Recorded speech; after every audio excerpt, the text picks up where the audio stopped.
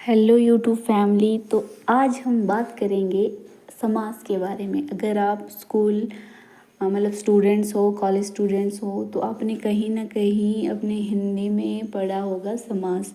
तो आज हम छोटा सा टॉपिक लेते हैं। यहाँ पे हम डायग्राम के थ्रू बहुत सिंपल वे में समझने की कोशिश करेंगे कि समाज क्या है। आई होप आपको मेरी वीडियो अच्छी लगेगी। तो यहाँ पे हम सबसे पहले समझेंगे कि समाज क्या है। समास का सीधा सा मतलब है दो या दो से अधिक शब्दों से मिलकर बने हुए सार्थक शब्द को क्या कहते हैं, समास। मतलब जब दो शब्द आपस में मिलते हैं तो जब उनका एक सार्थक मीनिंग बनता है। सार्थक का मतलब होता है जिसका एक सही मीनिंग हो, अर्थ के साथ मीनिंग हो, उसे क्या कहते हैं, सार्थक। तो समास क्या है, दो शब्द जब मिलकर एक सार्थक शब्द बनाते हैं तो उसे समास कहते हैं। तो इसके बाद हमारा नेक्स्ट पॉइंट होगा पद की प्रधानता के आधार पर हम जानेंगे कि समास में कौन सा पद प्रधान होता है।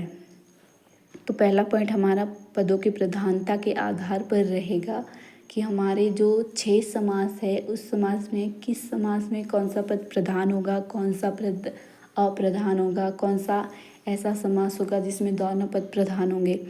तो सबसे पहले हमारा समास है अवयवी भाव समास।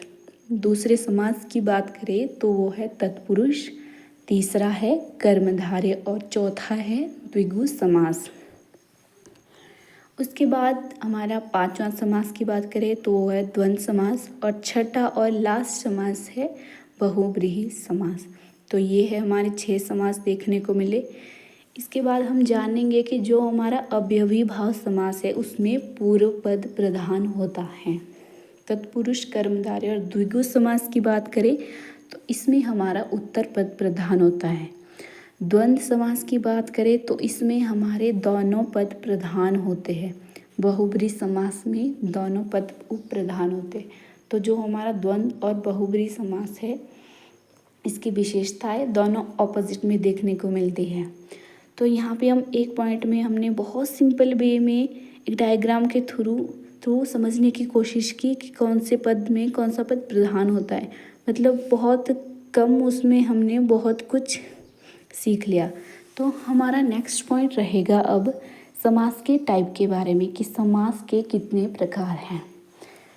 समास का पहला प्रकार तो सभी जानते ही है, अवयवी भाव। दूसरा हो गया तत्पुरुष, तीसरा हो गया कर्मधारय और चौथा हो गया द्विगु समास। तो यहाँ पे सबसे पहले हम जानेंगे कि जो अवयवी भाव समास है, जहाँ पे अवयव शब्द से कोई शब्द प्रारंभ हो उसे क्या कहेंगे, उसे कहेंगे अवयवी भाव समास। जैसे यथाशक्ति। उसके बाद है तत्पुरुष समास। तत्पुरुष समास की विशेषता है कि इसमें या तो कारक होगा और उसके जो बाद वाले शब्द है उसमें संधि या विशेषण होगा। कर्मधारय समास में 2 शब्द आएंगे जैसे है, जो। उसके बाद जो द्विगु समास है उस एकमात्र ऐसा समास है जहाँ पे संख्यावाचक शब्द आता है। पहला शब्द संख्यावाचक शब्द आता है। तो अवयवी भाव का उदाहरण जैसे यथाशक्ति। तत्पुरुष का हो गया राजा का पुत्र, तो इसमें जो का है वो क्या है, कारक। उसी तरह कर्मधारय में कर्मधारय का एक उदाहरण है जैसे नील कमल। नीला है जो कमल, तो यहाँ पे है जो क्या है, कर्मधारय। उसी तरह द्विगु समास में द्विगु समास का एक उदाहरण है 3 लोक। त्रिलोक मतलब 3 लोक, तो 3 यहाँ पे क्या है, 3 यहाँ पे है द्विगु समास। तो हमने बहुत सिंपल वे में समझा। अवयवी भाव में यथा क्या है, अवयव। उसी तरह राजा का पुत्र में का क्या है, कारक। कर्मधारय में है जो क्या है, ये है कर्मधारय। द्विगु समास में 3 क्या है, ये है संख्यावाचक, तो ये हुआ द्विगु समास। इसके बाद हमारे 2 समास और देखने को मिलेंगे जैसे द्वंद्व समास हो गया और बहुब्रीहि समास हो गया। द्वंद्व समास की विशेषता ये रहेगी कि द्वंद्व समास में 2 शब्द आते हैं। जो मेन होता है वो है और या। ये 2 शब्द ऐसे हैं जहाँ से हम आइडेंटिफाई कर सकते हैं कि इस समास में, इस शब्द में कौन सा समास है। जैसे भाई और बहन, माता और पिता, प्रकृति और पुरुष, उसी तरह राम और लक्ष्मण। तो और या ये क्या है, ये 2 शब्द है जहाँ से हम द्वंद्व समास को पहचानें।